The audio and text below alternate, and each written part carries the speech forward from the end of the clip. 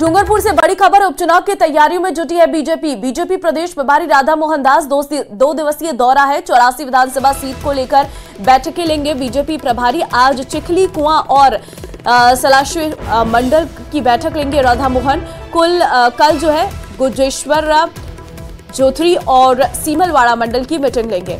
तो उपचुनाव की तैयारियों में जुटी हुई है भारतीय जनता पार्टी और ऐसे में आज चिखली कुआं और सलारेश्वर मंडल की बैठक लेंगे राधा मोहन। दरअसल आपको बता दें कि मीटिंग्स का जो सिलसिला है वो लगातार जारी है। कई बैठकें अब तक हो चुकी हैं और बीजेपी प्रदेश प्रभारी राधा मोहन दास 2 दिवसीय उनका ये दौरा है। 84 विधानसभा सीट को लेकर बैठकें लेंगे बीजेपी प्रभारी। उपचुनाव को लेकर रणनीति जो है वो लगातार बनाई जा रही है और ऐसे में किसी भी तरीके से कोई कमी न रह सके, इसको लेकर लगातार कोशिशें जो है वो की जा रही हैं और बीजेपी जो है उपचुनाव को लेकर पूरी तैयारी में जुटी हुई है। बाबा सिद्दीकी मर्डर केस में बड़ा अपडेट आया है। मर्डर में 3 पिस्तौल का इस्तेमाल किया गया था। एक ऑस्ट्रेलियाई निर्मित ग्लॉक पिस्तौल है और एक तुर्की की पिस्टल है। एक देसी पिस्टल का भी इस्तेमाल किया गया है। मुंबई पुलिस ने तीनों हथियार बरामद कर लिए हैं। तो जानकारी आपको दे रहे हैं, बाबा सिद्दीकी मर्डर केस में ये बड़ा अपडेट निकलकर सामने आया है। ये वो पिस्टल है जो बरामद कर ली गई है। 3 पिस्टल है, एक ऑस्ट्रेलिया निर्मित ग्लॉक की पिस्टल है, एक तुर्की की पिस्टल है और एक देसी पिस्टल का इस्तेमाल किया गया था। मुंबई पुलिस ने तीनों हथियारों को बरामद कर लिया है और इस पूरे मामले पर आरोपियों की भी जो है वो गिरफ्तारी कर ली गई है। दरअसल मुंबई में दशहरा की शाम को गोलियों की आवाज सुनाई दी और इस दौरान जो है बाबा सिद्दीकी को इन 3 आरोपियों ने मौत के घाट उतार दिया। उन तीनों आरोपियों की तस्वीर भी हम आपको दिखा रहे हैं जिनके पास ये हथियार भी बरामद किए गए हैं। वो तीनों पिस्टल भी जो है वो पुलिस ने जब्त कर ली है और आगे इस पूरे मामले की जांच चल रही है कि आखिर इनके टारगेट पर कहीं कोई और तो नहीं, क्योंकि जिस तरीके से लगातार ये मामला बढ़ता जा रहा है, जिसमें हर दिन के साथ कुछ नए खुलासे होते हुए नजर आ रहे हैं, इनका पूरा जो गिरोह है उस तक पुलिस पहुंचने की कोशिश कर रही है।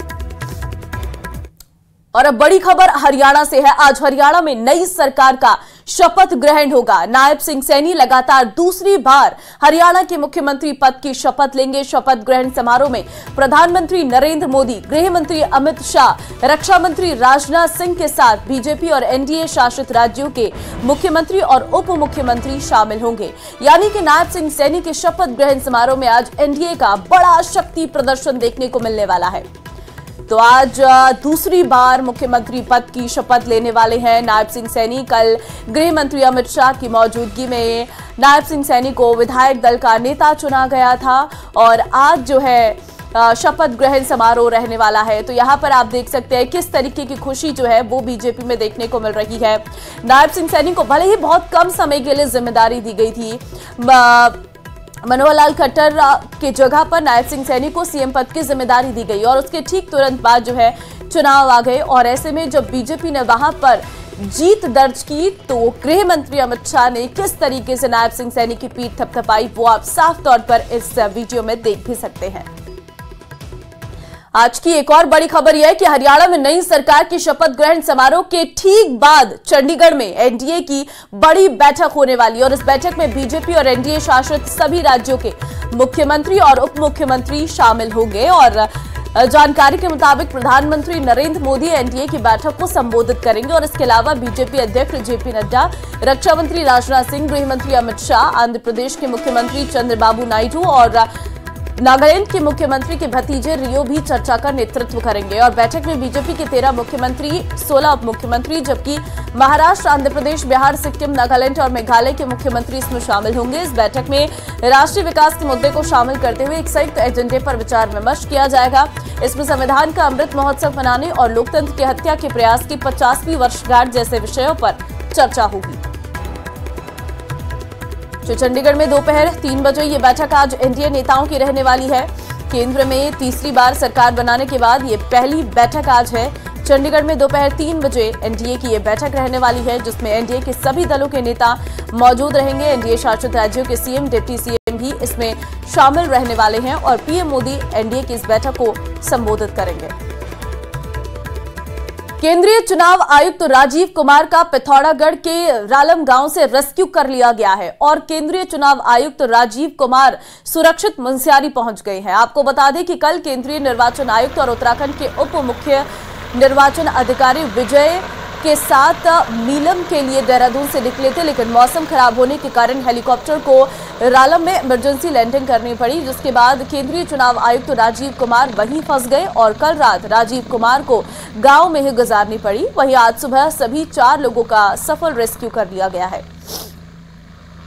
तो मौसम की खराबी के चलते जो है चॉपर बीच रास्ते में रोकना पड़ा। रालम गांव ये था जहां पर इमरजेंसी लैंडिंग हुई, क्योंकि मौसम खराब होने की वजह से वो वहां फंसे रह गए, लेकिन आज सुबह 4 लोगों का रेस्क्यू जो है वो कर लिया गया है।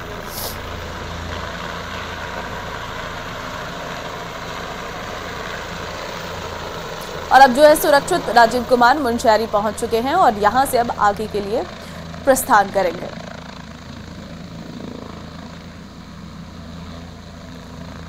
दरअसल इस वक्त पहाड़ों का मौसम लगातार खराब होता हुआ नजर आ रहे हैं और दोपहर में धूप तो शाम के समय बारिश का सिलसिला शुरू हो जा रहा है, जिसके चलते जो है दिक्कतें हो रही हैं और मौसम में बदलाव के चलते ही रालम गांव में पिथौरागढ़ के फंस गए थे।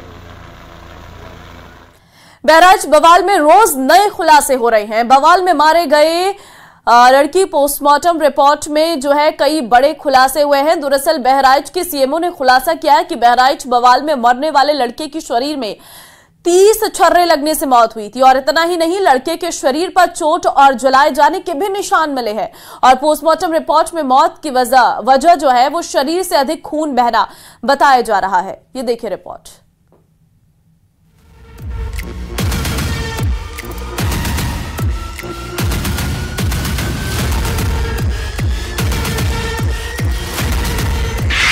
बहराइच में हुए बवाल का नेपाल कनेक्शन सामने आया है।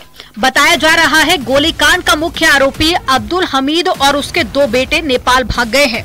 अब्दुल हमीद के बड़े बेटे पिंटू की नेपाल में ससुराल है और वो वहां सर्राफा का काम करता है। न्यूज 18 के पास उन 2 आरोपियों की फोटो है जिस पर बहराइच में मूर्ति विसर्जन के दौरान फायरिंग करने का आरोप है। इन लोगों ने गोली चलाई थी जिससे एक लड़के की जान चली गई थी।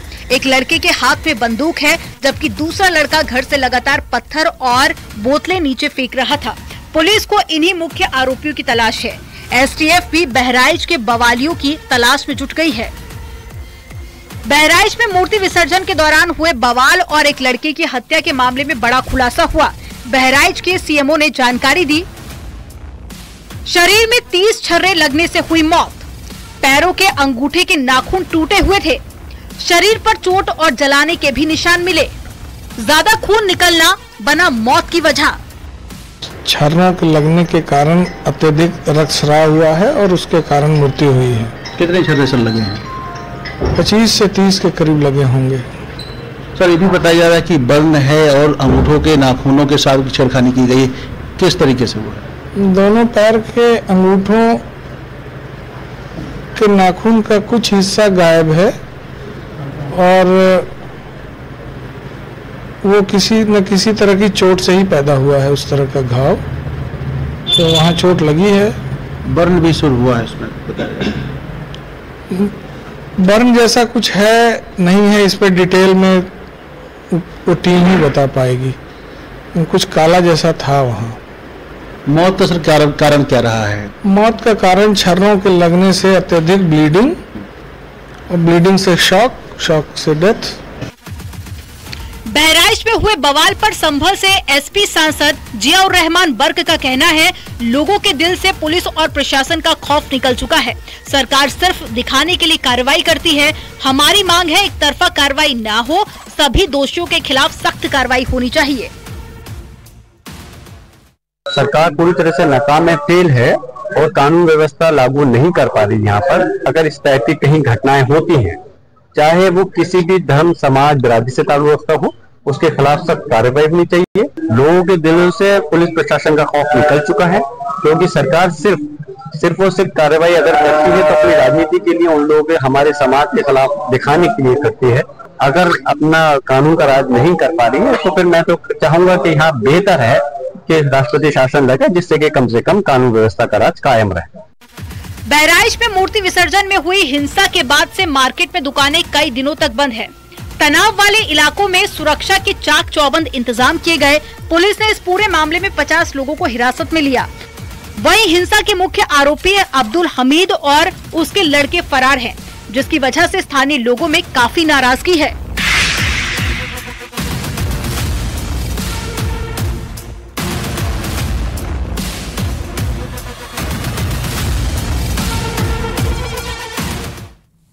भारत के खिलाफ ऊल जुलूल और बेतुके आरोप लगा रहे कनाडा के प्रधानमंत्री जस्टिन ट्रूडो की पोल पूरी तरह से खुल गई है। कनाडा के प्रधानमंत्री ट्रूडो का बड़ा कबूलनामा सामने आया है। उन्होंने कहा कि आरोप लगाने से पहले कनाडा ने भारत को कोई सबूत नहीं दिए गए, हमने सिर्फ प्रारंभिक खुफिया जानकारी दी है। इस दौरान उन्होंने कहा कि कनाडा ने अभी तक भारत को कोई ठोस सबूत नहीं दिए हैं। ट्रूडो की ये पोल तब खुली जब वो ओटावा में संघीय चुनाव प्रक्रियाओं और लोकतांत्रिक संस्थानों में विदेशी हस्तक्षेप की सार्वजनिक जांच के सामने गवाही दे रहे थे।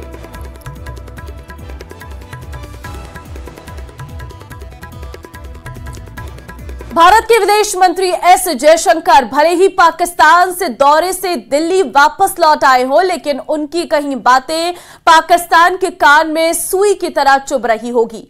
किसी के घर में घुसकर उसके पापों की पोटली खोलना कैसा होता है, ये देखना है तो आपको पाकिस्तान के इस्लामाबाद में हुई एससीओ समिट में भारतीय विदेश मंत्री एस जयशंकर का भाषण देखना जरूरी है।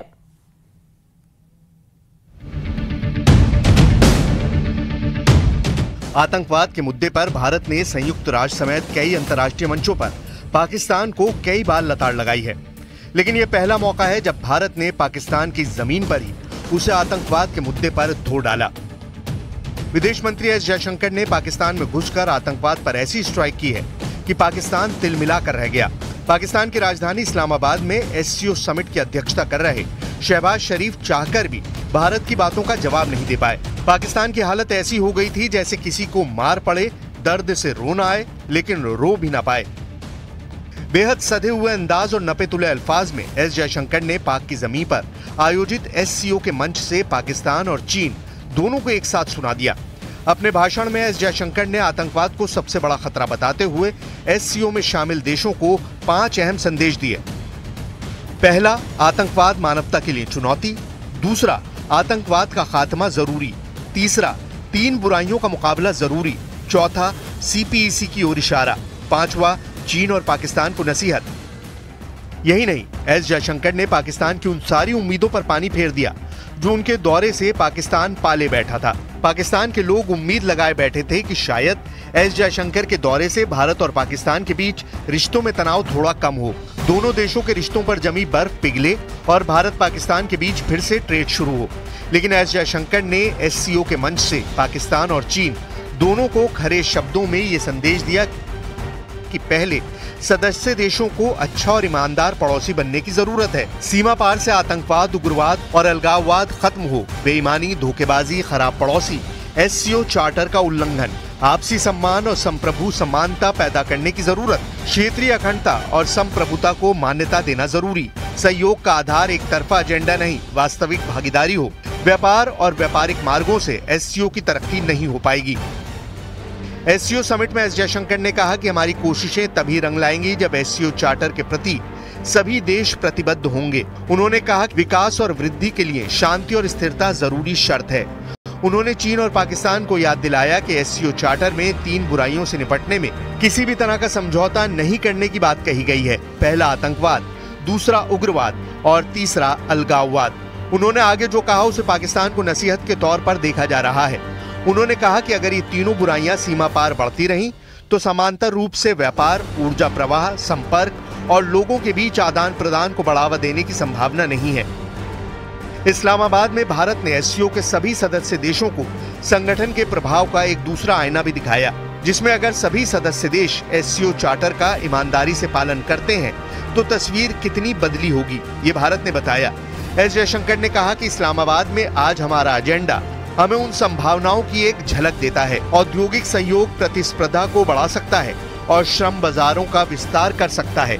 MSMI सहयोग का रोजगार के लिए सकारात्मक प्रभाव पैदा कर सकता है। हमारे सामूहिक प्रयास संसाधनों का विस्तार कर सकते हैं और निवेश प्रवाह को प्रोत्साहित कर सकते हैं। बड़े नेटवर्क के जरिए व्यापारिक समुदायों को लाभ मिल सकता है। सहयोगी संपर्क नई क्षमताएं पैदा कर सकता है। रसद की दुनिया वास्तव में ऊर्जा की तरह एक बड़े बदलाव से गुजर सकती है। वाकई यही सोचकर SCO का गठन हुआ था, लेकिन चीन की विस्तारवादी नीति और पाकिस्तान की आतंकवादी नीति से SCO अपने लक्ष्य से अभी भी बहुत दूर है। इसलिए आखिर में जयशंकर ने कहा कि अगर वास्तव में संस्कृति, शिक्षा और खेल समेत कई क्षेत्रों में सदस्य देश आपसी तालमेल से आगे बढ़ें तो हम बहुत कुछ कर सकते हैं। श्रीगंगानगर से एक बड़ी खबर यह है कि बॉर्डर एरिया में करीब 10 करोड़ की हेरोइन बरामद की गई है। भारत पाकिस्तान बॉर्डर पर यह हेरोइन मिली है। केसरी सिंहपुर बॉर्डर एरिया में BSF को यह हेरोइन मिली है। BSF ने बॉर्डर से करीब 2 किलो हेरोइन की बरामद की है। करीब 10 करोड़ बरामद हेरोइन की कीमत आंकी गई है। सीमा पार पाकिस्तान से ड्रोन किए जाने की आशंका है। आसपास के क्षेत्र में चलाया जा रहा है सर्च ऑपरेशन। तो बॉर्डर एरिया में करीब 10 करोड़ की हेरोइन बरामद की गई है और ड्रोन से सप्लाई की जाने की आशंका जताई जा रही है। आसपास के क्षेत्र में अब सर्च ऑपरेशन चलाया जा रहा है। हालांकि ये पहली बार नहीं है जब बॉर्डर एरिया में इस तरीके से हेरोइन की खेप बरामद की गई हो। इससे पहले भी कई बार भारत पाकिस्तान बॉर्डर पर इस तरीके से हेरोइन की खेप मिली है और केसरी सिंहपुर बॉर्डर एरिया ये बताया जा रहा है जहां पर BSF को ये हेरोइन मिली है। अभी 10 करोड़ की हेरोइन जो बरामद की गई है 2 किलो बताई जा रही है। ये कहां से आई थी, किस तरीके से ये पहुंचाई गई है और किसने पहुंचाई है, किसको पहुंचाई जानी थी, इन सभी सवालों के जवाब अब BSF की ओर से ढूंढे जाएंगे। फिलहाल आसपास के क्षेत्र जो है वहां पर सर्च ऑपरेशन चलाया जा रहा है क्योंकि कई बार इस तरीके से हेरोइन की खेप बरामद की जा चुकी है। आशंका जताई जा रही है कि ड्रोन के जरिए आई थी। और